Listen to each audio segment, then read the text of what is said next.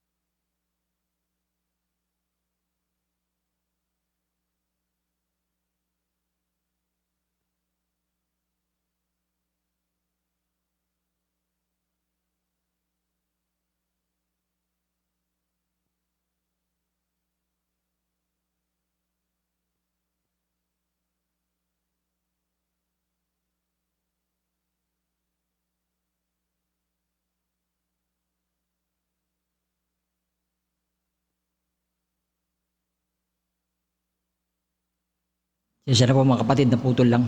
I-share ko lang saglit. Lobot yung cellphone. Aral.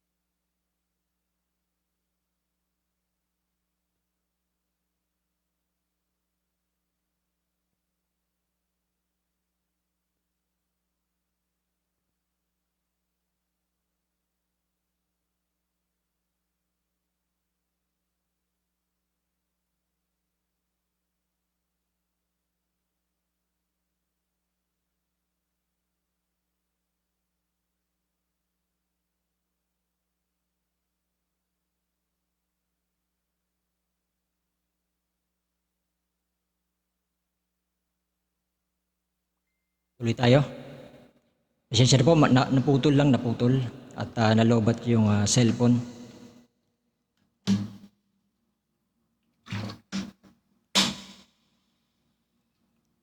Hey, hey, ayop makahabol kayo. Naputol lang. Okay na po, okay na. Balik lang kayo. Nakalagay naman dyan, karugtong. Balik kayo sa live. Lobat po yung cellphone na ginagamit namin sa pagla-live. Di nalagay yung charger. Lagi kasi nakasaksak. Yan. Limutan. Tayo magpatuloy.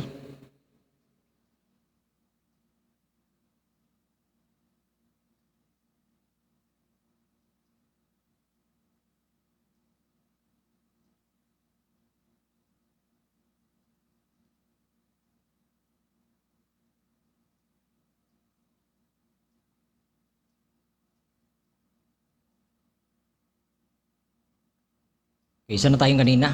At papatuloy. Sayang. Yun nga, no, doon sa pinag-usapan natin kanina, kung saan tayo naputol, doon sa tinatawag na panimula ng kahirapan. Ang sinasabi nga doon, sapagkat tinupad mo ang salita na aking pagtitiis na ikaw naman iingatan sa panahon ng pagsubok na darating sa buong sanlibutan upang subukin sa mga nasa ibabaw ng lupa. At kinunik nga natin yan dito sa Mateo 24:8, datapwat ang lahat ng mga bagay nito siyang pasimula ng kahirapan. Sa panimula ng kahirapan, mayroong mga bagay na dapat mangyari. No? Tandaan niyo yan. Kaya nga tinawag na panimula ng kahirapan. No? Ngayon, sasabihin ba naman ng pagsubok sa buong daigdig kung walang mga bagay na instrumentong gagamitin para subukin ang buong daigdig? Pakasagot. Ano ang instrumentong gagamitin nila na para pamamaraan upang subukin ang mga nanahan sa ibabaw ng lupa?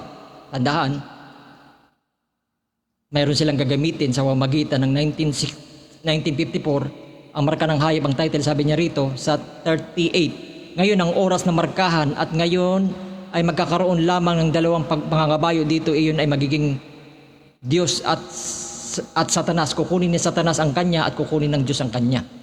No? Ibig sabihin, at pinantulutan ng Diyos ang panimula ng kahirapan upang ihanda na sa literal na pag-agaw. Pero kailangan muna mayroong binhing mapatunayan, mayroong binhing subok, mayroong binhing malantad sa kapangyarihang ito kung ano ang naging resulta ng salita o ang buhay. O yung tinatawag binabasa natin kanina. Pare-parehong may daladalang ilawan. Lahat ng mga denomination, pati lahat dito sa loob ng end time, puro may ilawan yan. Puro may salita yan. Lahat ng pinapangaral nila sa simbahan, salita yan. Pero dito hahanapin ng Diyos, di ba yung binasa natin kanina, hindi nakasama ang 5 dalaga dahil wala silang langis. Pero may ilawan din sila. Pero namatay ang kanilang ilawan dahil nga walang langis.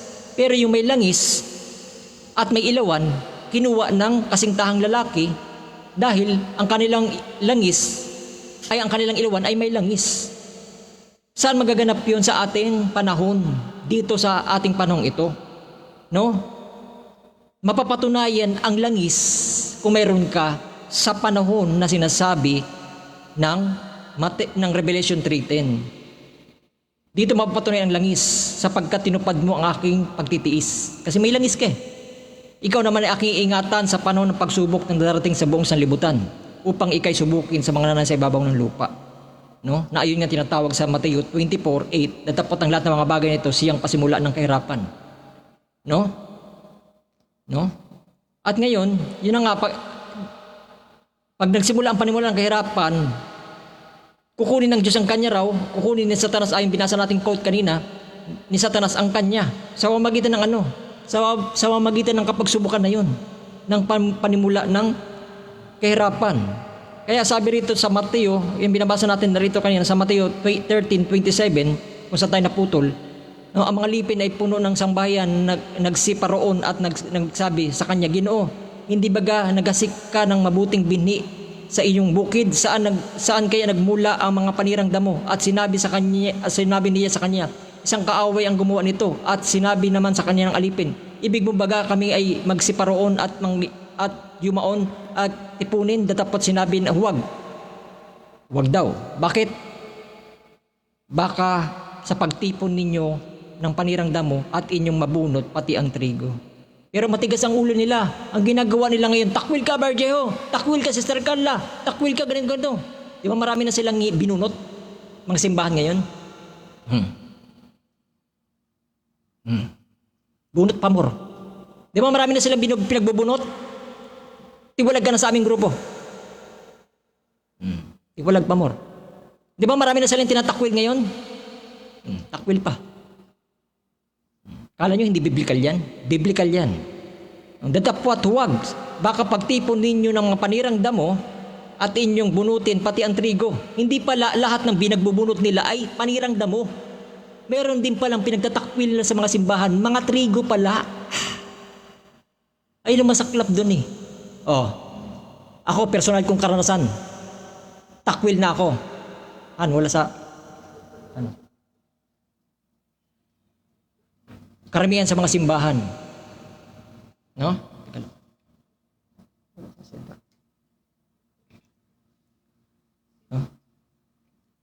Pero, sabi ko nga sa preaching na karaang gawain, ang isang tao ba na may kauhawan pa sa salita, takwil ba yan sa Diyos? Pag ang tao mayroon pang kauhawan bumangon sa salita mismo, direkta, hindi yan takwil ng Diyos. Ang takwil ng Diyos, wala nang pakialam sa gawain ng Diyos at wala nang pakialam mabuhay pa siya bilang Kristiyano. Kasi ang pagkauhaw na niya ay sa mga bagay na mga makamundong bagay na. Kasi ang Diyos trabaho niya mismo magtakwil, hindi ang tao. Maaari magtatakwil ka pero sa mata ng Diyos, hindi pala siya takwil. Kasi hindi naman tinakwil ng tao, ay takwil ng Diyos eh. O yan ang problema sa inyo. Palibasa, gumawa na naman kayo mga end time messages na iba rito, gumawa kayo ng organisasyon. Ang taong nagtatakwil sa kanyang kaparaanan na hindi mula sa kaparaanan ng Diyos, organisasyon yan. Ngayon, sabihin niyo mga end time message na iba dyan, na lumabas na kayo sa sistema ng denominasyon. Pakisagot. Kagaya ng sinabi ko nakarang gawain, huwag mong papalabasin ang sino man sa simbahan. Kagaya ng personal experience dito sa gawain dito, yung mga pumasok dito na iba. Sila ang kusang lumabas. Pag wala na silang gana, nagpapakita na ang Diyos na mismo nagtakwil sa kanila o kaya kagaya lang ng prodigal son, dalawa lang naman yan eh. Tinakwil sila ng Diyos o isang prodigal son lang, naglalakbay. Isang araw pa, bumalik siya, bumalik siya sa kanyang ama. Tinanggap ng ama, pinaghandaan pa. Ang tanong dito, yung gusto ba magsibalik sa inyo, tinatanggap nyo pa? Ako nga personal kong karanasan eh. Yung mga togonon dyan eh. Yung mga togonon dyan. Yung mga ibang end time message dyan. Hanggang ngayon, suka pa ako. Mapagiganti mo ang Panginoon? Pag nagsimula ang panimula ng kahirapan, patunayan nyo ngayon, di baling takwil ka ng tao, huwag ka lang takwil ng Diyos. Amen. Kasi ang kapagsubukan sa panimula ng kahirapan, diyan malalaman. Pag ikaw kasi ang tumayo sa salita ng matibay at tinayo mo sampalatan ng salita, ano pa mang hirap ng kapagsubukan sa buong daigdig. Pag tinayuan mo yan, ibig sabihin nagpapakita hindi ka takwil ng Diyos. Pag sinuko mo ang salita at nadiwag ka tayuan ng salita ng Diyos, Revelation 21:8, ibig sabihin, kahit nagtatakwil ka ng tao, kaya mo nadiwag kang tayuan ng pananampalataya at salita ng Diyos sa panahon ng kapagsubukan ng daigdig sa buong sanlibutan, maliban naman talaga na pagtawag doon ay kaya mo naman talaga tinatayo ang salita ng Diyos kasi nagpapakita yan na hindi ka takwil ng Diyos eh. Pag dininay mo ang salita ng Diyos, ibig sabihin, hindi mo kilala ang Diyos mo. Pag hindi mo kilala ang Diyos mo, ano pa? Bunga ang pinag-usapan dito, laging bunga. No? Bahala na kayo maksan, nangangaral lang ako, hindi ako humahatol, ang salitang humahatol. Pero ganun talaga, bunga ang pinag-uusapan dito, kaya nga hindi makapangaral ang lubos ang makapangaral lubos ang banal na espiritu kasi pinipigilan na lang kanilang bibig sa pananalita, no, na makasakit ng tao. Kasi parang feeling nila, baka humahatol na sila. Paano ka naman nahatol? Hindi naman talaga ito maghatol, ang banal na espiritu ng usap. Paano ka naman magdadoubt na hahatol ka? Ang banal na espiritu naman ang siyang mangungusap. Siya talaga dapat maghatol kasi siya may akda ng salita. Ngayon talagang takot ka na magsalita na may katapangan at iniisip mo yung men's pleasure ka sa mga tao kung ano sasabihin sa'yo na baka humahatol ka kasi ikaw lang talaga kasi ang nangungusap bilang tao. Pero kung banal na espiritu ang hayaan mong mangusap, isipin man nilang humahatol ka, humahatol ka, hindi nila kilala ang Diyos nila. Kasi kaya nga tumatawag ang Diyos para makapangusap ang banal na espiritu. Talaga naman ang salita ng Diyos ay palaging paghatol para wala ka ng hatol sa darating Kaya ganun nangyari dito. Sabi rito, at si kaaway gumawa nito, sabihin kanila ay sa alipin, ibig mo kami pagkaroon ay pagbunutin, datapot sinabi huwag baka sa pagtipon nyo, yung panirangdam mo inyong mabunot pati ang trigo. Di ba? Pero binubunot pa rin nila. Pero trigo pala ang nabunot nila. Pabayaan nyo silang magsitubo ng kapwa hanggang sa panahon ng pag-aani. O dapat ganun ginagawa nyo. Pag mayroong matitigas pa ng ulo sa simbahan o mayroong pa mga hindi pa binabago, kasi may nauuna nga, may nauhuli. Kayo mga pastor kayo, huwag kayo mahilig magtakwil kahit gaano pa katigas ang puso ng tao sa loob ng simbahan. Kasi sila rin naman ang kusang aalis pag hindi nila kaya ang salita eh. Ganyan ang karanasan dito sa ministry. Marami nang umalis dito dahil hindi nila kaya ang salita. Kailangan magturo ako rito ng maluwag na pintuan. Talagang makipot. Maghanap sila ng maluwag. Pero ang dulo naman kapahamakan. Pero kung ikaw mismo magpapalayas, maling-mali ka. Dahil tayo ay vessel lamang ng salita para ipangaral ng salita. Ang Diyos ang magtutulak, ilalagay sa kanilang puso na hindi na sila magsimba, hindi na sila makinig kasi tinakwil na sila ng Diyos. O kaya, dahil hilaw pa nga, sabi ko kanina, pag prodigal son, naglakbay pa muna, personal na karanasan. Pag naranasan na siya personal na karanasan, pag bumalik yan, maglilingkod ng tapat yan sa Diyos. Baka may mauna ka pa, ay mauna pa siya at maiwan ka pa. Kasi nga, may nauna, may nauhuli. Sabi rito, pabayaan nyo silang kapwa, magsitubo kapwa hanggang sa panahon ng pag-aani. At sa panahon ng pag-aani ay sasabihin ko sa mag-aani, tipunin muna ninyo ang mga panirang damo at inyong pagbikis-bikisin. Upang sunugin, dapat tipunin ninyo ang trigo sa aking banga. Napansin nyo rito? Tipunin muna ninyo ang mga panirang damo. Pag sinabing muna, pag binigkis yan, hindi pa yan susunugin. Ihahanda pa lang sa pagsunog. Ngayon, pag tinipon na muna, dito yung nagaganap sa panimulan ng kahirapan. Amen. Yung trigo naman, ibubukod din, titipunin din ang trigo, ilalagay sa banga. Yung paghihiwalay sa panirang damo at sa mga trigo, dito nagaganap sa lupa. Ayon sa iyong mga gawa, ayon sa iyong pagtatagumpay sa salita. Ngayon, muna. Bakit may muna? Kasi hinahanda ka pa para sunugin sa impyerno. Ngayon, tapos yung isa naman, hinahanda para kunin sa pag-agaw. Literally. Ngayon, hindi ba biblical yan? Yung sinabi ng propeta. Ngayon ang oras na markahan at ngayon magkakaroon ng dalawang pangangabayo dito ay magiging Diyos nila sa Satanas, kukunin ni Satanas ang kanya, kukunin ng Diyos ang kanya.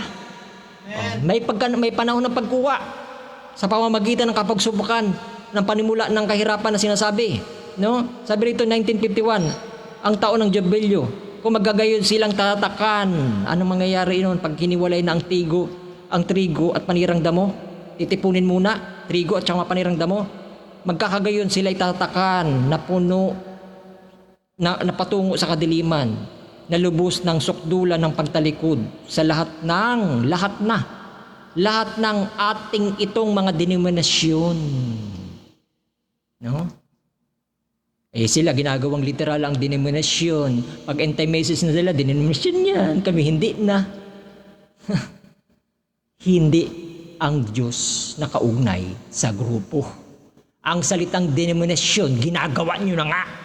Amen. Ang salitang denominasyon, yung pag-demonate sa salita, sa original na kanyang salita at binabaluktot nyo. Kagaya nyo, demonate din yan. Magtatakwil kayo na hindi nyo pa maalam ang puso ng tao, baka isang araw tawagin ng Diyos. O hindi.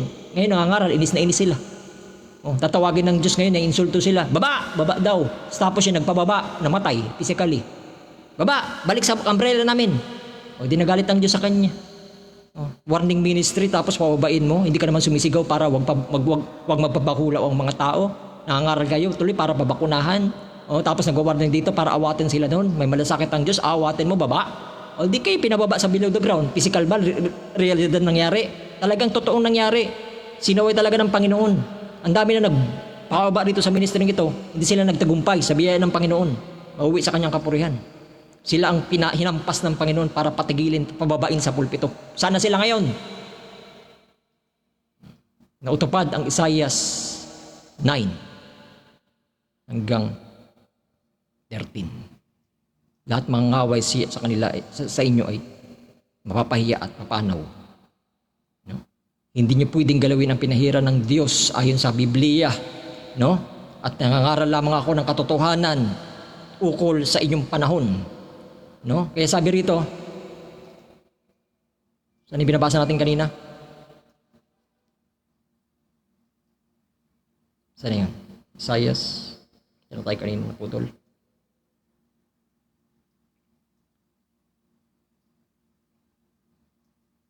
Saan yun? Mateo tayo binabasa natin kanina, no? No? Sabi rito, ang karugtong naman dito sa 1964, ano ang gagawin natin dito na si Jesus tinawag na Kristo? Sabi dito sa page 69, ang lahat ng mga pangalan na hindi nakasulat sa aklat ng buhay, di ba? Nagkaroon na pagbibigkis ng paghiwalay ng mga trigo. Sabi din binasa natin ng quote, kukunin na sa taas ang kanya, kukunin ng Diyos ang kanya. Ang lahat ng mga pangalan na hindi nakasulat sa aklat ng buhay ng kordero mula sa pagtatag ng lupa ay kukuha. Ang salitang kukuha ka. May larawan kang kukunin ng marka ng hayop. Hindi yung pagtanggi lang sa salita, sa espiritual lang. Ililin lang yung mga tao para pagdating ng bakuluhan, ay di ang marka ng hayop, pagtanggi lang sa salita, pagtanggi.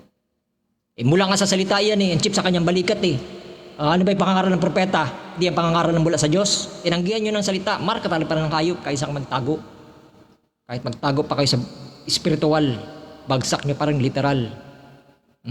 Ang lahat ng mga pangalan na hindi nakasulat sa aklat ng buhay ng kordero mula sa pagtatag ng lupa, kukuha ng markang ito. Ang mga hinirang lamang itinalaga na makikita ito, nang siyang makakita nito. Ang karamihan sa kanila ay makakaligtaang itong 1,000,000 milya. Ibig sabihin talagang di nila napansin ang kanilang panahon na kinakabuhayan. No? Bakit? Si Satanas kasi mandaraya Tinuturing, biro mo, ang nangangaral sila sa pulpito, tapos si Satanas tinuturing lang nila na parang ano lang. Itusok nga kayo, si Satanas pa kaya? Mandaraya nga kayo, si Satanas pa kaya? Pambira kayo.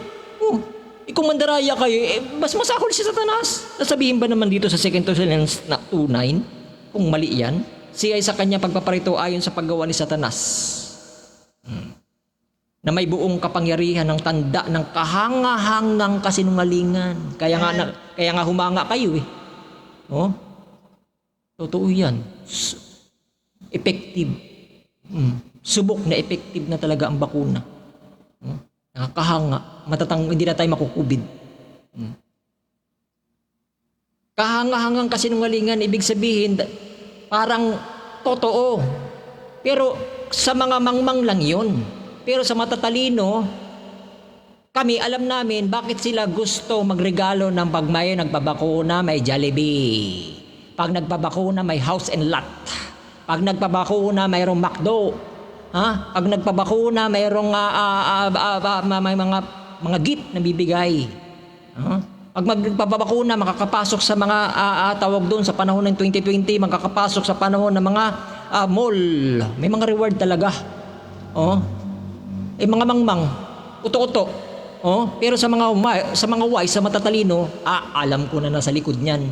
Hindi mo gagawin yan kung wala kang lihim na nakatago sa likod ng iyong panglilinglang. Kita mo, kung hindi ba naman sila mangmang, ang dati, pag mayroong mga anak sa ospital, sasabihin nila, wala kang bantay.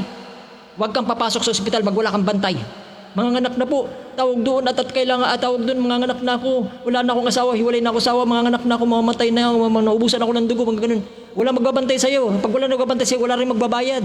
Pag wala kang bayad, ay di wala kaming kita. Kaya wag ka kahit mamatay ka niya, wala kaming kita. Di ba ganun noon? Nung wala pang pandemya? Nung panahon ng pandemya, kung di ba naman talaga silang literal na mangmang, nung panahon ng pandemya, may bantay ka, palalabasin ka pa. Tapos, kahit may pambayad ka, sagot na nila. Wala ka nang babayaran. Sila nang gagastos para sa'yo. Matanggal lang yung COVID mo kuno.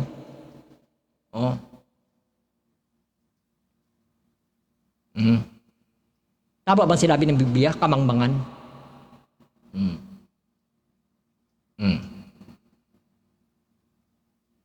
Tama bang sinabi ng matatalino? Ngayon, saan kayo sa dalawa? Ayun ang tanong doon Kaya nga sinabi ng propeta na binasa ko na minsan, kukunin ni Satanas ang mga matatalino. Di ba may quote ng ganyan? Bakit? Matatalino saan? Sa mundong ito. Pero sabi ng Biblia, ang karunungan sa mundong ito ay kamangmangan sa Diyos. Yun lang. Ibig sabihin, maraming matatalino na mga tapos. Pero ang bakuna lang, hindi pa nila nakita na ayang bahagi ng marka ng hayop. Mga sikat, mga elder, mga pastor, bakuna lang, hindi pa nila nahuli na ayang batas ng marka ng hayop. Kaya sabi rito, Oh. Siya sa kanya pagpaparito ayon sa paggawa ni Satanas may buong kapangyarihan ng kahangahangang kasinungalingan at may buong daya ng kalikuan ng napahamak. O bakit napahamak sila? Sapagkat hindi nila tinanggap ang pag-ibig ng katotohanan. Oh.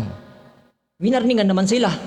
Wala ka magawa. Pag mangmang talaga, magpapakamangmang. Sabi pa ng Biblia, ang naniniwala sa kasinungalingan ay ang naniniwala sa kasinungalingan, sabi sa proverb, ay isa ring sinungaling.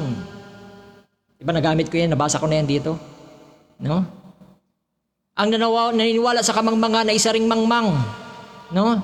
Sabi rito, dahil dito pinadala sa kanilang paggawa ng kamalian upang magsipaniwala sa kasinungalingan. Ibig sabihin, biblical talaga.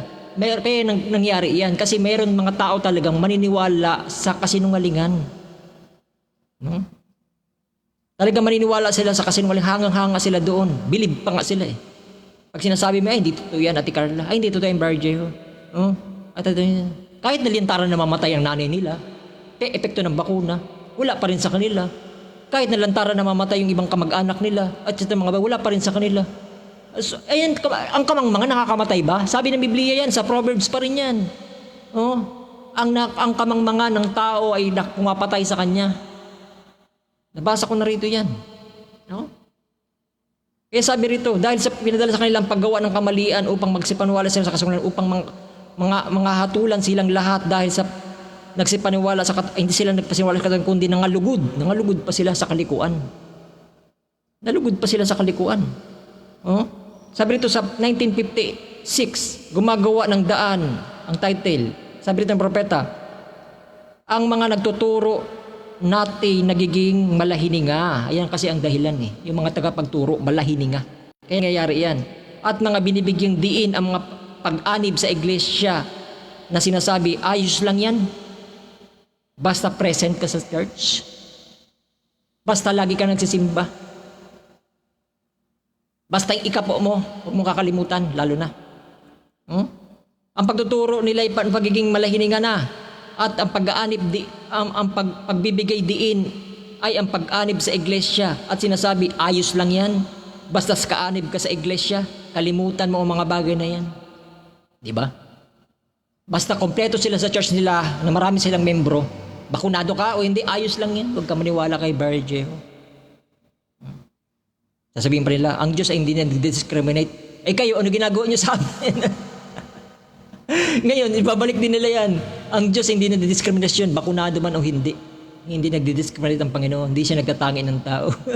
Ma-apply niyo hindi siya pagtatangi ng tao tungkol sa paghiwalay ng mga trigo. Dapat hindi niya hiniwalay ang mga panirang damo sa trigo. Markahan na yun eh. O binasa natin kanina eh. Panahon na yun ng paghihiwalay, kukunin ni Satanas ang kanya, kukunin ng Diyos ang kanya eh. Oh. Yung panahon ng hindi pa pag-aani, tapos nagtatangi kayo ng tao, tapos nagdidiskriminasyon kayong literally. Ayan ang totoong diskriminasyon na wala pa naman pag-aani. Yung panahon ng pag-aani tuloy, nabuko ang iyong kamangmangan, sasabihin nyo, ay hindi nagdiscriminate ang Panginoon. Ngayon, pwede nyo pang labanan ang marka ng Diyos at marka ng hayop na batas sa mga bagay na yan. Pero, pag nahuli na ang lahat na sinabi ng propeta, lumabas na kayo habang may pagkakataong lumabas, na nag-warning lang naman sa inyo para lumabas pa kayo at di kayo nakikinig. Pag inagaw na ang nobya at realidad, nagsikawalaan na ang nobya ni Kristo at inagaw na, hindi nyo na pwedeng sabihin at isigaw, ay hindi nagdi-discriminate ang Diyos.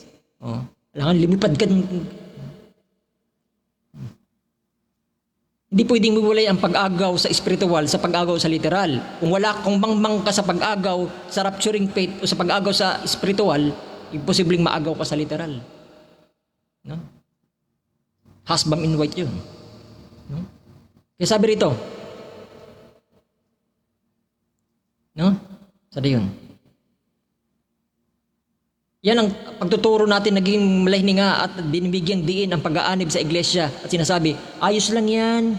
Basta kaanib ka sa iglesia, kalimutan mo mga bagay na yan. Yan, pag-aanib sa iglesia, pero pag-aanib sa salita, walang halaga sa kanya. No? 1959, makipot na pintuan ng title. Sabi rito, bigyan nawa tayo ng Diyos ng katapangan na manindigan sa kung ano ang katotohanan. Ano sabi ng pastor sa taas? Ayos lang yan. Basta kaanib ka sa iglesia, kalimutan mo mga bagay na yan. Ano sabi ng propeta rito sa baba? Bigyan nawa tayo ng Diyos ng katapangan, manindigan kung ano ang katotohanan at sabihin ang katotohanan tungkol dito. Kasalanan iyon, iyay nakakahiya. Ang isang bagay daw hindi na pagsasabi ng katotohanan, isang kasalanan at kahiya-hiya. Marami bang kahiya-hiya ang pastor ngayon? At mga sikat pa. Tapos kahiya ka, Barajeo, panay ka sa buwata. Ha? At tawag dun, at pagbibintang ng palaaway, tapos sila naman nangingaway sa salita. Sila naman kumukontra sa salita, sila naman nangingaway, ako pagbibintang ng palaaway. Kahiya ka, ang dami mong kaaway. Aba, kung natupad naman ang Ephesians at sinabi doon, marami kang makakaaway dahil sa pagsasabi mo ng katotohanan.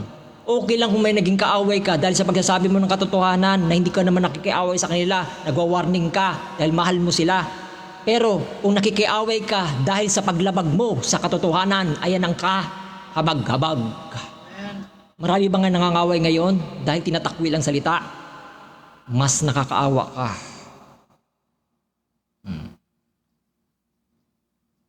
Mateo 15:14, hayaan ninyo sila'y mga bulag, taga-akay mga bulag. At kapag bulag ang umakay, kapwa pareho sila mahuhulog sa hukay. Ano ang kanilang pinagkabulagan? 1962, ang pagwawakas ng panahon ng Ebanghelyo. Kahit tanggihan nila ito, hula to ng propeta na yun na nga, yung paghihiwalay na kukunin ni Satanas ang kanya, kukunin ng Diyos ang kanya. At dito sa pamamagitan na sinabi ko kanina, binasa natin kanina ang panimula ng kahirapan. Kapag subukan, naiingatan daw sana ang mga ang tawag doon, ang mga tumayo sa salita o binasa natin kanina, ang tamang pagkasabi doon. Ingatan sila. Basahin nga natin saglit para sakto. Sabi rito, sa Revelation 3:10, sapagkat tinupad mo ang aking salita at pagtitiis, ikaw ay akin naman iingatan sa panahon ng pagsubok sa darating sa buong sanlibutan. Kapag subukan yan upang subukin ang mga nanahan sa ibabaw ng lupa. Yun na yun, yung 2020. Mateo 24, datapot lahat ng mga bagay na ito. Mateo 24:8, siyang pasimula ng kahirapan. Meron palang panimula. Merong panimula. Kaya yung panimula ng kahirapan, meron siyang panggigipit na mangyayari na sinasabi ng propeta, squeezing time. Bakit sinabi ng propeta na sa araw na yon meron na magsasalita na lang, magkaroon ng fried chicken at sasalitain lang nila magkakaroon? Dahil hindi na nga nila matupad na sila'y makakilos pa sa kaparaanan ng tao, kundi kagaya na sa panahon nila Moises, may panahon na ng pagbabagsak na lang ng mana galing sa langit upang pakainin sila. At nangyari yan, na-experience ng mga banal, ng mga hinirang sa huling panahon ito. Kami na-experience namin yan sa panahon ng kagipitan na sa Manila kami noon, nalak kami noon, wala kami pamasahe, nakauwi kami rito, panahon pa ng lockdown. Panahon pa ng panggigipit, ng chip, ng panahon ng sa card, vaccine card. Sa panahon ng lockdown at wala imbis na maubusan kami ng pagkain, tambak tuloy ang pagkain. Natupad ang sinabi, ingatan ko kayo sa buong sanlibutan sa panahon kapagsubukan. Kamusta naman yung nag-ingat sa kanyang sarili? Ang nag-iingat sa kanyang sarili, lalong mawawalan niyaon. Pareho rin naman natupad. Ang problema, habag-habag yung isa. Ano yung tinanggap nila? Dahil sila hindi nila ingatan ang salita ng pagtitiis. 1962, ang pagwawakas ng panahong Ebanghelyo, napagtanto ko na may chip na nakatangdang mangyari kapag nakita mo ang isang may chip sa kanyang balikat. Yun. Hindi sila nag-ingat. Akala nila wala lang yun. Kaya nga tusong si Satanas Siguro ang hinahantay nilang chip dito. Ilalagay dito. Sinabi na nga ng propeta chip. Kaya may pastor akong kausap, paano ba naging chip ang bakuna? Pag nakagatay ng asam ko, bakuna. Kita mo mangmang talaga. Ginamit na nga yun ayun ang gagamitin ng Satanas para ipaasa sa mga tao na ang bakuna ay wala lang. Kasi lahat tayo nagpabakuna noon. Pero sa dulo ng panahon nga ayun ang gagamiting instrumento ng diablo upang tatakan ang mga tao sa pamamagitan ng literal na batas na marka ng hayop. Na ayon sinabi niya rito 1965, ang pagpili ng isang nobya, iyan ang eksaktong katotohanan. Pasinungalingan nyo pa. Maring hindi na ako mabubuhay upang makita ito, naniniwala ako makikita ko nga. Ngunit kayo mga kabataan, tayo to, kasi bata pa tayo noon. Tandaan nyo, may marinig kayong isang ministro magsasabi niyan, mangyayari iyan sa katapusan Katapusan nga eh. Sasabihin nyo noon, nagbabakuna naman tayo noon eh. Iba noon, iba ang katapusan. Mangyayari yan sa katapusan at iyan ang tatak ng hayop. Paano nyo papasinungalingan yan? Na iyan ang tatak ng hayop, mangyayari yan sa katapusan. Ano yung mangyayari sa katapusan? Pag hindi nyo yun inuugnay sa ibang quote, ang verse kasi may kaugnayan sa kapwa verse niya. Ang gagawa niya ng banal na espiritu, mahahanap niya yung kanyang kapatner kagaya yung pinag-ugnay-ugnay kanina natin ng verse. Yung kaugnay niya, yung susubukin ko ang mananaan sa ibabaw ng lupa upang subukin. Yung kaugnay niya ay sa isang verse na ito'y panimula ng kahirapan. Pag hindi mo nakita yung kapatner niya, wala, maliligaw ka talaga. Ganon din ang bagay nitong quote na to. Meron siyang mga kaugnayan na quote na sa ibang pangangaral ng propeta. Kailangan makita yon at ang banal na espiritu rin gagawa nun. No? Mangyayari iyan sa katapusan at iyan tatak ng hayop. No? Ang alin? Yan na nga, dinideclare na nga eh. Ang pagtanto ko isang mga nangyayari kapag nakita ng chip sa kanyang balikat eh. No? Ngayon, Revelation 13:15, kung hindi nyo paniwalaan yan, edi mahayag na naman ang iyong kamangmangan dito sa Revelation 13 na siya'y pinagkalooban ng makapagbibigay ng hininga ng larawan ng hayop. Siguro iniisip yung larawan ay yung literal na drawing. Larawan nga, meron siyang larawan na ipagkakaloob upang doon ganapin ang kanyang paglilinglang. Ang larawan ng hayop, that's it the Lord, ay itinago sa pamamagitan ng chip sa kanyang balikat. Upang ang larawan ng hayop ay makapangusap kapag maipapatay naman ang lahat ng hindi sumamba sa larawan ng hayop. Yung pagtanggap mo sa sistemang yun, pagsamba na rin yan. Kahit tumatawag pa kayo ng Jesus sa simbahan nyo, kahit nagsisimba pa kayo sa Panginoon sa mga simbahan nyo, pero tinanggap nyo ang sistema at ang larawang yan, sumasamba kayo sa larawan ng hayop. No? At mga liliit, malalaki at mayayaman at mga dukha at mga laya at mga alipin binigyan ng mga tanda sa kanilang mga kamay at noo at huwag makapagbili, sino man makapagbili, siya mayroong mga tanda sa makatuwid ay pangalan ng hayop ay bilang ng kanyang pangalan. At dito may karunungan mga unawa ay bilangin ng bilang hayop sapagkat siya ay bilang ng isang tao na sa kanyang bilang na 66. No? Ngayon, punta tayo rito sa 1965, ang binhi ng pagkalihis. Hindi kayo maaaring manatiling nasa labas nito. Tanggap na, nakapasok kayo. Tanggap na, nadadaya kayo. Na lagi kong sinasabi sa inyo, meron dalawang nagkanulo doon na si Judas tsaka si Pedro itinanggi. Yung isa nagtanggi, isa nagkanulo. Ngayon, meron kasi tumanggap ng bakuna dahil itinanggi niya ang salita na kaya siyang tulungan sa pagpapasuso ng anak niya na hindi siya makulangan sa pagbili ng gatas. Itinanggi niya ang salita. Pagtanggi na rin niya sa pagpakamanay eh. Kaya sa panahon nila Jacob at saka ni Isaw eh. No? Itinanggi, hindi ko kayo maaaring manatiling sa labas nito. Kayo iisang lalabas dito, isa-isa dapat lumabas na. Nananawag kaya nga may warning eh. Kung tapos na ang biyaya ng Diyos para makalabas kayo dyan, yung mga nagbabakuna ha, nakala nyo hinahatulan na kayo ng hindi na kayo palabasin dyan? Mananawagan ba at magwa-warning pa ba ngayon kung tapos na? Kaya nga paulit-ulit pa rin ang warning kasi nagpapakita nga ang panahon na mayroon pang panimula, mayroon pa ulit na pandemya na darating. Nababalita na nga po yan ngayon eh. Na malapit na sila magsimula uli. No? At ayun ang sinhula ng propeta na sinasabi niya na babalik muli ang kabigatian, buhay ng malaking kabigatian. Mamaya, dadaanan ulit natin yan na lagi ko na binabasa. No? Kaya sabi rito, sana yun? Wala. Teka lang, wala, nagalaw. Sabi rito, hindi kayo maaaring nasa manatingin sa labas dito. Kayo isa-isang lalabas dito. Kung hindi, papasok kayo rito. Walang tutungo sa kaligitnaan. Papasok. Bakit sinabi ng propeta papasok? Kasi mayroon pa uling matinding kabigatian. Kung nakapasok kayo doon, hindi kayo lalabas, makakapasok kayo sa Great Tribulation. Walang tutungo sa kaligitnaan, iyon ay magiging tatak ng halimaw. Kaya nga siya nananawagan, kaya siya nagwa-warning eh. Walang tao makakabili. Sinasabi nila, bakit kung marka ng hayop nagsimula na sa panahon ng kahirapan, bakit nakakabenta pa nakakabili tayo? Walang makakabili at walang makakabenta sa Great Tribulation. O ngayon, kung sasabihin mo, ay di ibig sabihin, yung mark pala ng hayop ay sa Great Tribulation.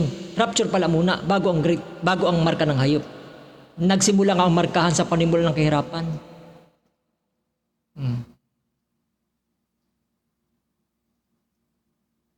Ngayon, yung si Pedro ba, dinadampot pa lang ni Jesus, dinadampot pa lang si Jesus. Nagsimula ba na pagtubos niya? Hindi pa. Itinanggi pa niya. Bago man lang nalagutan si Jesus, nakabalik siya dahil nagsisi siya. Ganun ang sinasabi ng propeta rito. Magsilabas na kayo. No? Habang may pagkakataon pa kayo lumabas. No? Sabi rito, sana yun? Matras talaga yung cellphone. Yung problema.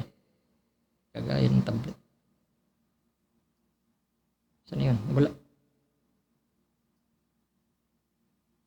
Sana yun? Teka lang, wala.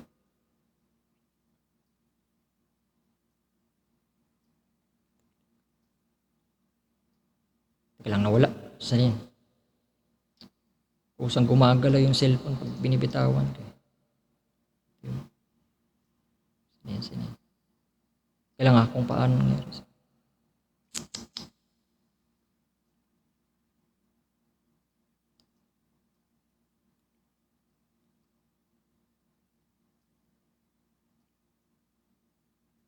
Wala.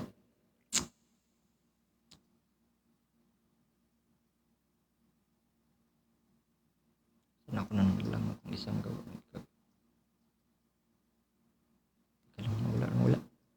Hanapin ko lang nawala yung ano ko.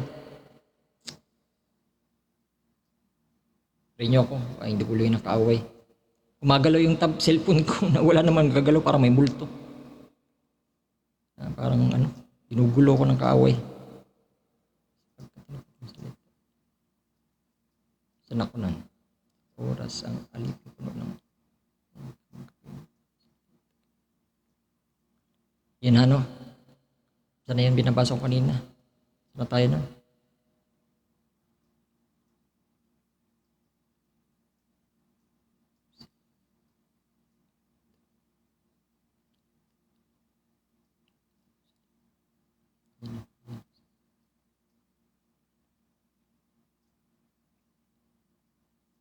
Yan, hindi kayo manatiling nasa labas nito. Kayo isa-isang lalabas dito kung hindi papasok kayo rito. Walang tutungo sa lalaki. Iyan ay magiging tatak ng halimaw. Walang tao makakabenta o makakabili maliban sa kanyang may tatak. Tama? Ano ba tatak ng halimaw at marka ng hayop? Magkaiba ba? Sabi nito, o taglayin ng mabangis na hayop. Ngayon, manatili kayo sa labas nito. Lumabas kayo rito. Takasan nyo ito. Lumayo kayo rito. Ang Diyos na nagsasabi nilang pinaglilingkuran nila ang siyang wawasak sa kanila. Ganun ba nangyari? Pinaglilingkuran ba nila ang Diyos na siyang wawasak sa kanila? Ganun na nga nangyayari ngayon. Ngayon, pag hindi kayo nagsisi at lumabas, tumugon sa pananawagan na yan. Warning before judgment. Sa Great Tribulation, makikita niya mas malinaw. Ang siyang pinaglilingkuran nyo, ang siyang wawasak sa inyo. 1965, ang Eden ni Satanas. Lumabas sa kanila ang bayang ko bago pa ito makapasok sa kanila. Kita nyo? Lumabas kayo sa kanila. Humiwalay kayo. Ngayon, pagkamuwi, kamatayan at walang hanggang paghihiwalay sa Diyos sa Eden na ito. Pinahiwalay, lumabas na kayo. Kaya nga may warning. Arjo, tapos na pala ang marka ng panimula ng kahirapan. Tapos may panimula ng kahirapan at may matinding kahirapan. Kapag subukan nga pag sinubok kayo, may pananawagan pa ng panunumbalik. Ganun kapag-ibig ng Panginoon. Bakit? Ayun ang tipo sa panahon nila Pedro. Yung isa, pinili magpakamatay. Yung isa, nanumbalik pa si Pedro. Itinanggi rin naman si Jesus. Itinanggi niya si Jesus. Nasa iyo lang mga kamay kung magsisisihan mo o maniniwala ka pa rin sa kasinungalingan. Ganun ang plan of redemption ng Great Tribulation at saka rapture. Sinasabi nila rapture na bago ang markahan. Tama naman, rapture muna bago ang Great Tribulation. Rapture muna bago ang Great Tribulation. Tama naman. Pero nasaan mo nilalagay ang panimula ng kahirapan? At saan mo nilalagay ang marka ng hayop? Ang turo naman nila ay marka ng hayop, magaganap yan. Pag wala na raw dito ang nobya. Kaya nga magkakaroon ng markahan kasi nga hindi nagtagumpay. Kaya nga may inagaw kasi mayroong hindi nagtagumpay. Gusto lang nila marapture pero hindi sila magtagumpay. Naunsa na itong mga to. Kaya sabi nito, lumabas kayo. Sa kanila, bayan ko bago ito makapasok sa kanila. Lumabas kayo sa kanila at humiwalay kayo. Ngayon, pagkamuhi at kamatayan at walang hanggang pagkakahiwalay sa Diyos.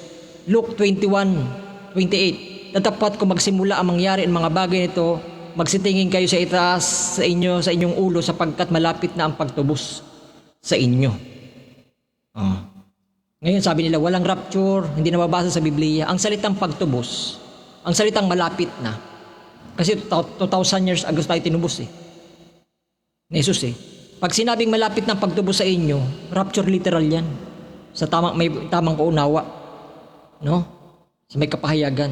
Malapit na ang pagtubos sa inyo. Pag nakita nyo ang mga bagay nito, yun yung mga bagay na nangyayari na pinag-usapan natin. No? Ng paghihiwalay ng mga trigo at mga panirang damo o yung mga panimula ng kahirapan. Pag nakita mga bagay na yan, yung mga markahan ng batas na marka ng hayop. No? At paghiwalay ng mga trigo at panirang damo. 2 Peter 3:14. Kaya nga mga minamahal, yamang kayo nagsisipaghintay ng mga bagay na ito. Ng ano yun? Sapagkat malapit na pagtubos sa inyo. Yan ang hinahantay. Kaya mga minamahal, yamang kayo nagsisipaghintay ng mga bagay na ito at pagsikapan ninyo masumpungan kayo sa kapayapaan na walang dungis at walang kapintasan sa paningin ng niya. Saan pala kukunin ng pag-agaw? Sa panahon nang masumpungan kayo ng walang dungis at kapintasan. Akala kasi nila, pag nag-rapture, yung mga pagkapagsubukan lang na espiritual, yung nadudunggisan ka, nanghina ka, nagkasala ka. Meron pong matinding paghihiwalay sa trigo at panirang damo, yung pangdaigdigang kapagsubukan. Sa pangdaigdigan, nabadungisan ang iyong damit pangkasal. No? Dapat masumpungan kang walang dungis. Kaya nga mga minamahal, yamang kayo na sa paghintay ng mga bagay nito. Nang alin? Yung pag-agaw na literal. No? Masumpungan naman walang dungis, walang kapintasan sa paningin niya. Mateo 24:13. Ngunit ang mga natiling tapat hanggang sa wakas siyang maliligtas. Kaya kailangan walang dungis at walang kapintasan. Kasi yun nagpapakita ng pagiging tapat para siya ang maligtas. No?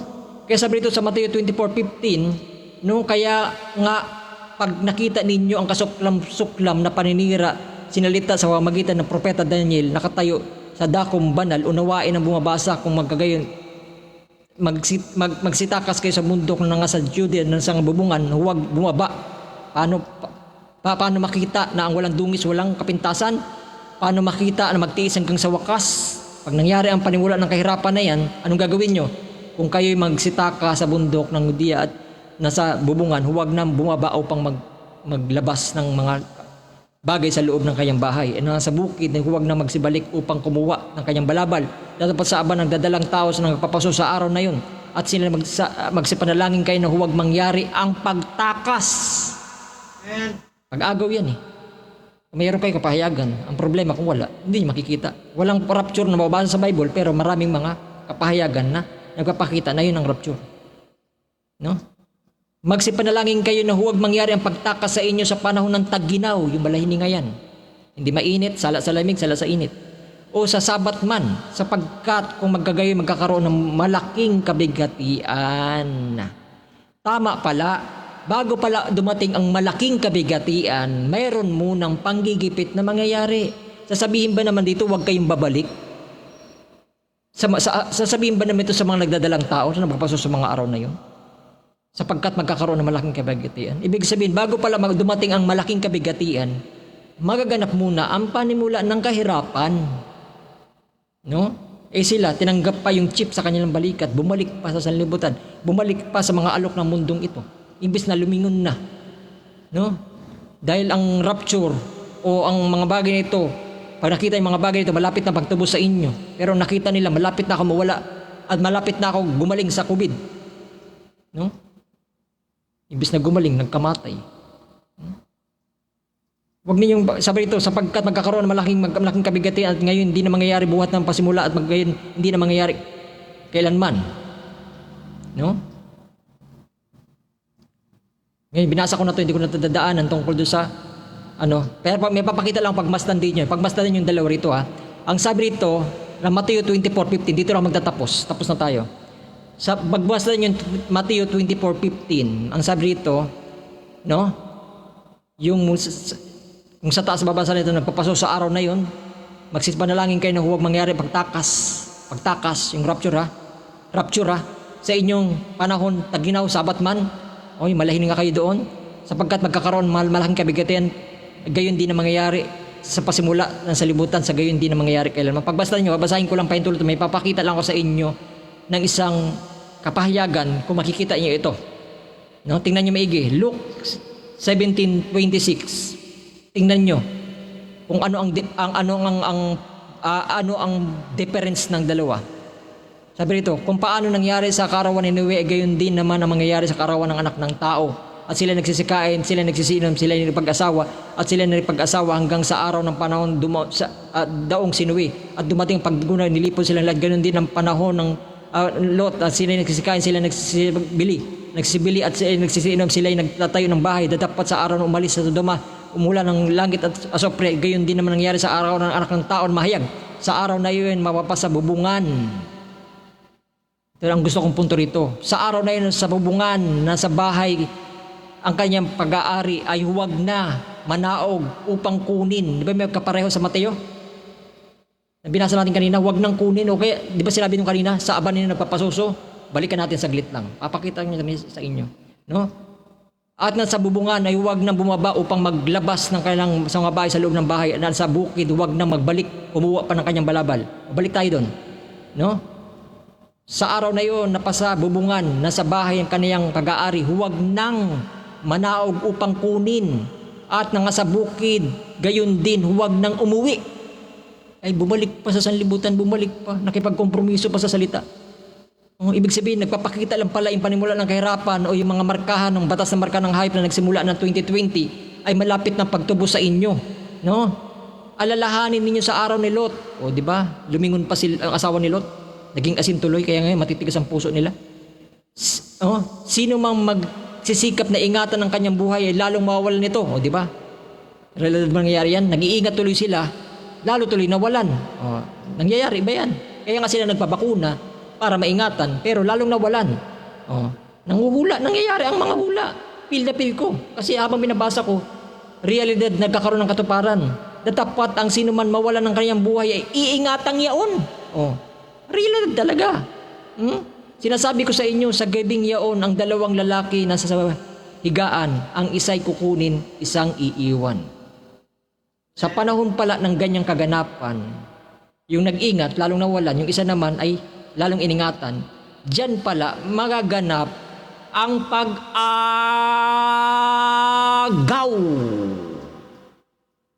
Sinabi ko sa inyo, sa gabing yaon, gabi. Bakit tinawag gabi?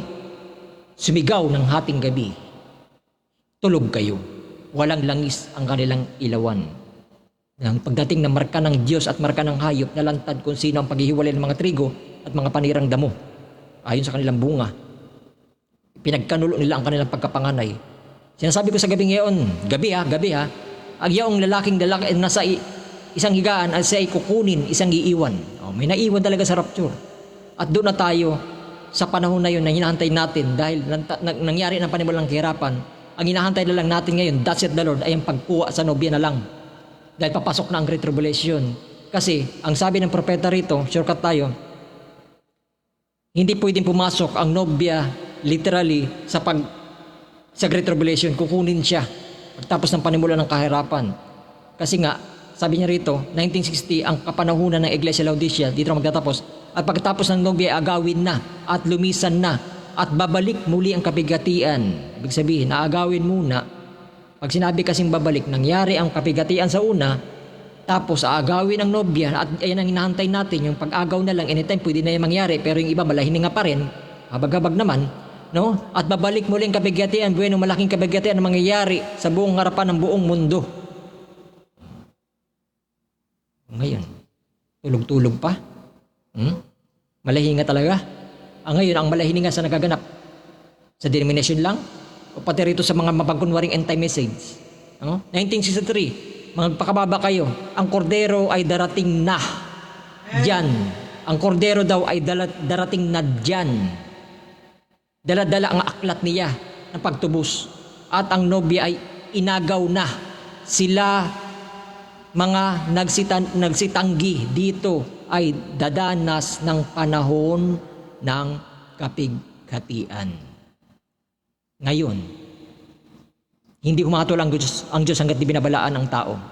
Ano ginawa nyo sa warning sa inyo ng Diyos? Kahit pabulaanan nyo yan, ang lahat ng mga bagay lilipas na dapat ang kanyang salita ay hindi lilipas. Pinapakita na sa inyo ang tamang pagtatagpi-tagpi ng kanyang salita, ang tamang pagtatagpi-tagpi ng panahon ng kanyang pinakabuhayan, pero pinipilit nyo pa rin magpakabulag. Kaya nangangaral lang kayo sa inyong mga simbahan kung ano-ano mga topic na lang na walang ugnay sa panahon nyo kasi hindi nyo makita ang panahon ng kinakabuhayan nyo. Kaya yung mga membro nangangapa sa panahon ng kinakabuhay nila, tumatawag tuloy sila sa Diyos na hindi nila kilala dahil hindi rin kilala ng mga ministro. Buti na lang may mga tupa ng Diyos na inlalabas sa gitna ng mga lobo dahil pinili na sila bago maitatagan sa libutan. Kilala nila ang tinig ng Diyos at kilala sila ng kanilang Diyos. Kaunti na lang. Papahintulutan niyo, basahin ko lang to. 1963, ang tinig ng Diyos. At kung ikaw ay isang malahininga lang na mananampalataya, sumisigaw siya sa tinig ng Diyos sa iyong puso ngayong umaga o ngayong gabi. Malahininga kang mananampalataya, mabuti pang magsisi ka na. Bakit? Kailangan magsisi? Matthew 16:28. Katotohanan sinasabi ko sa inyo, may mga ilang mga katayo rito na hindi magtitikman ang anumang parang kamatayan hanggang kanilang makita ang anak ng tao pumarito sa kanyang kaharian. Meron kasing aagawin na nang hindi matitikman ang kamatayan, kukunin sila ng buhay. Malahininga ka pa doon, hindi mo na magagawa yun. Kaya makinig sa babalan ng Diyos habang may tinig pa kayo narinig. Dahil isang araw wala na kayong tinig marinig ukol dito. That's it, the Lord. 1964, mga sirang balon ang title. Ngunit kapag siya ay dumating sa oras na ito, halos wala, kundi yun mga nakahanda ang makakaalam. Pag dumating siya, magkakaroon lamang ng pagkawawala ng mga tao. Hindi na sila nalalaman kung ano ang nangyayari sa kanila. Sila lamang ay aagawin at siya ay sa sandali at sila ay mangyayari lamang na nagkawawala. Babaguhin sila sa isang sandali at sa isang kisap mata. Kaya maging handa lamang para diyan. Ito'y magiging kakilakilabot isang umaga na mawawalan ng isang mahal sa buhay. Walang makakasumpong sa kanila. Hindi ba nakakahabag na malaman na ito'y patapos na hindi ka nakasama? Kaya manatili lamang sa harapan ng Diyos. Ang salita ay Diyos. That's it, the Lord. Dito na magtatapos. Paitulutan niyo, iwan ko lang to. Isa lang o dalawa, sayang lang Kaya kailangan natin muna magkaroon ng pananampalataya. 1969, ang tanong ay sagot ng Espiritu Santo. Kaya kailangan natin magkaroon ng pananampalataya para sa atin pag-agaw sa iglesia, babaguhin sa isang kisap mata para umalis. Ngayon, paano ka aagawin sa pag-agaw literal kung hindi ka pinagaling sa pagpapagaling sa pananampalataya para umalis? Maraming gustong umalis, pero ayaw magpagaling sa pananampalataya. Pag ginagamot sila sa sawatan ng Diyos para gumaling sa pananampalataya, mangangaway pa. Ano tama ba yung sinabi ng Tito? Sawatain mo sila na may kabagsikan para para sa ikagaling ng kanilang pananampalataya. Mali ba sinabi ng Tito? Tama. Tama rin ba sinabi ng Proverbs? Ang di nakikinig, ang paulit-ulit na pagsaway ay nagpapatigas ng liig at wala ng kagamutan. Hindi gumagaling sa pananampalataya. Ito sa asa ng pag-agaw, tapos nangangaway sa sumasawata. Ang daming nakipag-away sa pagsasawata. Pero gusto raw sila ma-rapture. Nira-rapturing faith na nga kayo. Naghahantay kayo ng literal, pero ayaw yung tanggapin ng salita. Yang salita ay Diyos. Yang Diyos ang nag-rapture.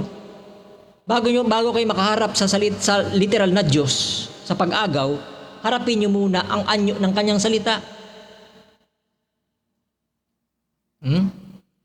Bago kayo pakasalan sa literal ng inyong mga asawa, sa literal ang ating pag-usapan, type in shadow, bago kayo dalhin doon sa dambana, tiyakin nyo muna na sinagot nyo siya ng I love you to, bago kayo magpakasal. Alanganin doon ka lang ako sumagot, mahal mo ba to? Opo. Tapos wala pa kayong mutual understanding bago pa lang kayo magpakasal. Tiyakin mo muna na mahal mo talaga siya bago kayo pumaroon sa dambana at nagbow na kayo sa bawat isa, sa yung mag-girlfriend, boyfriend pa lang kayo, bago kayo magbow doon sa literal. Ganon din yun. Magbow ka muna sa salita ngayon sa pamamagitan ng rapturing faith, bago ka umasa ng pag-agaw na salubungin ang iyong nobyo sa kahanginan. No? Kaya hanggang dito na lang, naway nagbigay uli ng konting babala patungkol sa usapang ito. No? Iwan ko lang to. Last na lang. 1963, ang super na tanda. No? Ano nangyari sa panahon ito? Kasi itong topic natin, ito nang iiwan ko. Pero yun, ang panahon ngayon na kinakabuhayan, wala man lang kayong kaalam-alam. Lahat ng pinag-usapan natin kanina. Tungkol dito, di nyo man lang nalalaman na yan pinangako ng Diyos na gagawin niya. Pare-parehong yun, doon ay pasimula at pinapalitaw si Nebuchadnezzar para wasakin ang Israel dahil di sila lumalakad sa kanyang daan. Tahasang itinuturo ng Biblia ito na ang panahon para maganap ang mga bagay na yan. Kailangan talaga maganap. Nalaman natin mga araw na ito, kinakabuhayan natin ang lahat ng mga bagay na ito ay walang matatago. Bago ito na ihayag ng Diyos sa salita. Bago raw yun, ihayag ng Diyos sa salita. Pero hindi sila nakikinig sa salita. Pero bulag, kasi bulag eh. Bulag lang talaga ang mga tao para makita ito. Hindi lang nakikita. Kasi bulag lang talaga ang mga tao para makita ito. Wala tayong magagawa doon. Kasi marami mga tinawag, pero konti lang mga hirang. Kung ikaw, nakita mo ngayong sarili sa magitan ng kaganapan ng panahon ng iyong kinakabuhayan, at nakita mo ngayong sarili na purihan ng Panginoon, nakapasok pala ako sa linya ng pagpasok sa banga sa mga trigo, hindi pala doon sa paghiwalay ng panirang damo. Pasensya, ang salitang humahatol. Kung nakita mo na tilang ang nagaganap sa iyo, hinihiwalay ka, binibigkis ka pala ng panirang damo. Walang binigkis na mga panirang damo na hindi pa tiningnan, baka mayroon pa dong trigo na pwede pang iligtas.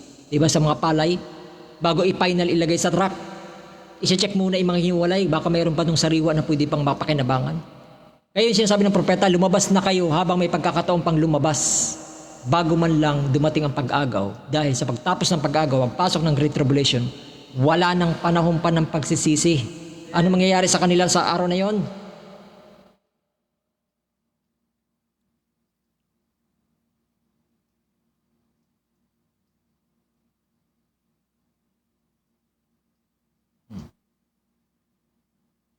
Kailang, wala yung quote na yun.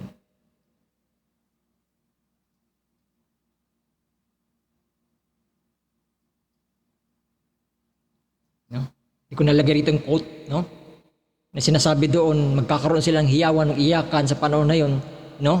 At tawag doon ay sising-sisi sila. Lagi naman ganun eh. Na kung saan hindi nila tinanggap ang pag-ibig ng katotohanan na kanilang narinig. Kaya nga ang Diyos ay babala muna bago ang paghatol, no? Isaiah 43:12, ako'y nagpapahayag at ako'y nagliligtas at ako'y nagpapakilala at walang Diyos sa gitna ninyo, kaya't kayo'y mga aking mga saksi, sabi ng Panginoon, at ako ang Diyos. Saksi ba kayo sa oras na inyong kinakabuhayan? Kung kayong saksi, ay purihin niyo yung Panginoon. Kung kayong mga nalinglang sa inyong panahon, hindi humatol ang Diyos hanggang di binabalaan ng tao. May pananahon pa, kaya may warning pa kayo narinig. May panahon pa kayong lumabas at lumaya, no? Dahil si Pedro ay nakalaya pa at nakalabas sa kanyang pagtanggi sa salita, pagtanggi kay Jesus, no? Kaya huwag niyo papaabutin na maganap ang pag-agaw literally sa nobya. Saka pa niyo pa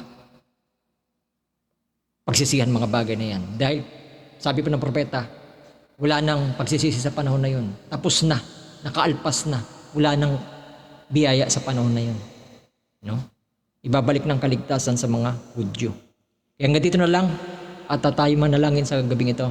Panginoon, maraming salamat sa inyong mga salita na pinahayag sa gabing ito na patuloy pa magbabala sa panahon na aming kinakabuhayan. Panginoon, naman naway magbigay patuloy itong patnubay sa aming kinakabuhayan upang masaksihan ng bawat isa ang panahon ng kanilang kinakabuhayan upang magbalik loob sa inyo sa mga bagay na hindi namin nakikita sa una at inyong pinapahayag. Salamat sa pagpapahayag, Panginoon, na mapinapakita niyo yung mga panahon na talagang lantara nakikita, Panginoon, na ito'y nagkakatotoo talaga, Panginoon. Maraming salamat, Panginoon, at Panginoon, kung ano mamakailangan ng bawat isa, Panginoon, na maayon sa kanilang pananampalataya, spiritual, physical, material, mga bagay, ito'y natanggap na nila, Panginoon. Ganun din, pangangailangan ministering ito, Panginoon, at subok na namin kayo, hindi naman pinabayaan, Panginoon, hindi naman pinabayaan yung mga anak, Panginoon, na patuloy niyo, Panginoon, at tugunin ang aming pangangailangan, lalo sa gawain, Panginoon, at kanitip sa aming personal pangangailangan, Panginoon. Panginoon, patuloy mo kaming gabayan hanggang sa inyong pagbabalik, Panginoon. Maraming salamat kung ano mga kailangan na hindi ko nabanggit, Panginoon, lahat mga ito, pati niya sa mga kamay, Panginoon, at inuwig kang kapurihan, pasasalamat sa inyong lamang dakilang pangalan, Panginoong Kristo Jesus. Amen at amen.